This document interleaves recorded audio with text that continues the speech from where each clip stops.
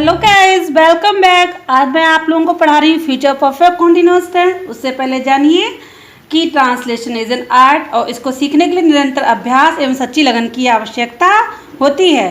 तो अनुवाद करने के लिए सभी टेंसेस को पढ़ते रहिए। और बच्चों, इस टेंस का प्रयोग करने के लिए आपको जानना होगा कि इसका प्रयोग कैसे करें। तो जाने, इस टेंस का प्रयोग ये दिखाने के लिए होता है कि भविष्य में कोई कार्य किसी समय तक अथवा किसी दूसरे कार्य के लिए आरंभ होने तक जारी रहेगा। लेकिन बच्चों, इस टेंस का प्रयोग बोलचाल और लिखने में कम होता है, लेकिन फिर भी ये टेंस अपने आप में बहुत ही महत्वपूर्ण है। आइए शुरू करते हैं। जब आप इस टेंस को हिंदी में पाएंगे तो आपको सेंटेंस में अंत में मिलेंगे रहा होगा, रहे होंगे, रही होगी। लेकिन ये पहचान तो आपको फ्यूचर कॉन्टिन्यूस में मिलेगी, लेकिन इस टेंस में प्लस समय भी दिया होगा, इस पर विशेष ध्यान रखना है। फिर जब ट्रांसलेशन करेंगे हिंदी टू इंग्लिश तो आप प्रयोग करेंगे विल हैव बीन और shall have been plus main verb first form I N G. Subject जो स्ट्रक्चर है आपका नोट कर लें। वर्ब पैटर्न को subject plus will oblique shall have been plus main verb first form plus I N G plus time और उससे पहले फॉर अ सेंस का प्रयोग यहाँ पर। इसी प्रकार से नॉट कहाँ लगाएंगे? विल शैल के बाद में और हैव बीन से पहले। तो ये नेगेटिव सेंटेंस स्ट्रक्चर से बनेगा। अब आइए इंट्रोगेटिव पर। इंट्रोगेटिव में कहाँ पे क्वेश्चन वर्ड के बाद जस्ट बाद हेल्पिंग वर्ब आई लेंगे, केवल विल और शैल आएगी। इसके बाद में सब्जेक्ट आएगा, फिर हैव बीन आएगा, फिर main verb first form I N G plus for a since plus time. अब आते हैं नेगेटिव इंट्रोगेटिव की तरफ। तो नेगेटिव इंट्रोगेटिव में क्या मिलेगा आपको? Question word plus will shell plus subject और नॉट है सब्जेक्ट के जस्ट बाद, फिर जो आदि सहायक क्रिया बचती है हैव बीन, वो नॉट के बाद आएगी और plus main verb first form plus I N G plus since और फॉर प्लस टाइम। इस प्रकार से ये स्ट्रक्चर आपका बनेगा। जब आप छोटे स्टैंडर्ड में होते हैं तो आपको इस प्रकार के वाक्य समझाए जाते हैं। मैं 10 मिनट से एक गीत गा रहा हूँगा, है ना, 6-7 अर्थ में। लेकिन जैसे जैसे आप बड़े होंगे तो आपका स्टैंडर्ड चेंज होने के साथ साथ में स्टोरी ट्रांसलेशन में इतना सिंपल वाक्य आपको नहीं मिलेगा। फिर भी समझ लें स्ट्रक्चर को। I shall have been singing a song for 10 minutes. For क्यों आया? 10 मिनट्स के लिए, क्योंकि ये पीरियड ऑफ द टाइम है।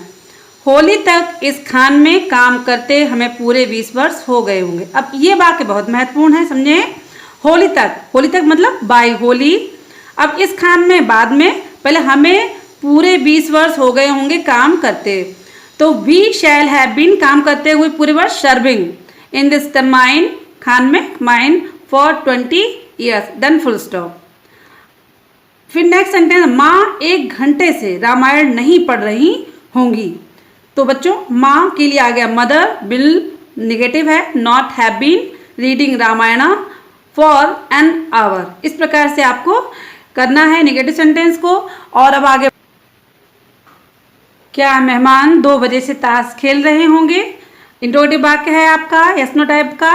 Will the guest have been playing cards. तो बच्चों, सिंस मैंने लिखकर इसलिए काटा है जिससे आपको ये समझ में आए इस टेंस में सिंस का प्रयोग नहीं होता है, क्योंकि सिंस हमेशा पास्ट को दर्शाता है, बीते हुए समय को दर्शाता है। इसलिए इस टेंस में सिंस का प्रयोग करना अशुद्ध है और इसके जगह पर हम प्रयोग करेंगे टिल का, है ना, टिल का प्रयोग करेंगे। ये बहुत महत्वपूर्ण बात है, जिसको याद रखिएगा, वरना गलतियां यहीं पकड़ी जाएंगी। जब आप सिंटैक्स पढ़ेंगे तो ये आपको इस पर सेंटेंस मिल सकता है। Till 2 o'clock। फिर देखिए, क्या सूर्य निकलने से पूर्व वे 1 घंटे तक खेत की रखवाली नहीं करते रहे होंगे। तो सूर्य के निकलने से पूर्व और वे 1 घंटे तक खेत की रखवाली नहीं करते रहे होंगे, ये अलग अलग 2 वाक्य हैं।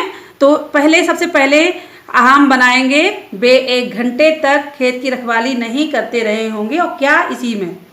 तो इसकी क्या हो जाएगी? शैल। या फिर वैसे शैल इसलिए हो सकता है क्योंकि ये एक जरूर आवश्यक बात हो रही है, इसलिए शैल का प्रयोग भी करेक्ट है। तो shall they not have been keeping a watch over the field for an hour. अब यहाँ से सूर्य निकलने से पूर्व, for before the sun rises. हमने आपको पहले भी बताया था कि फ्यूचर टेंस में जब आपका एक टेंस होता है दूसरा प्रेजेंट इंडेफिनिट में बनता है। तो इस चीज़ को आप नियम को ध्यान रखेंगे। अंतिम सेंटेंस पढ़ लीजिए, हम दोपहर के 4 बजे तक यात्रा क्यों कर रहे होंगे, है ना। तो इंट्रोगेटिव है आपका डबल इंट्रोगेटिव। तो why shall we have been travelling till 4 PM। हालांकि 4 बजे एक पॉइंट ऑफ द टाइम है, निश्चित समय, लेकिन हमें सिंस का प्रयोग नहीं करना है, इसकी जगह टिल का प्रयोग करना है। इस चीज़ को ध्यान रखें। और बच्चों, ट्रांसलेशन आपको महत्वपूर्ण बहुत होते हैं, क्योंकि स्टोरी ट्रांसलेशन इतना सहज नहीं है, लेकिन आप अगर पढ़ते रहेंगे वन बाय वन सारे ट्रांसलेशन को तो इतना कठिन भी नहीं है और आप बहुत आसानी से बहुत ही शॉर्ट तरीके से ट्रांसलेशन करना सीख सकते हैं। तो मिलेंगे नेक्स्ट वीडियो में, तब तक के लिए बाय बाय।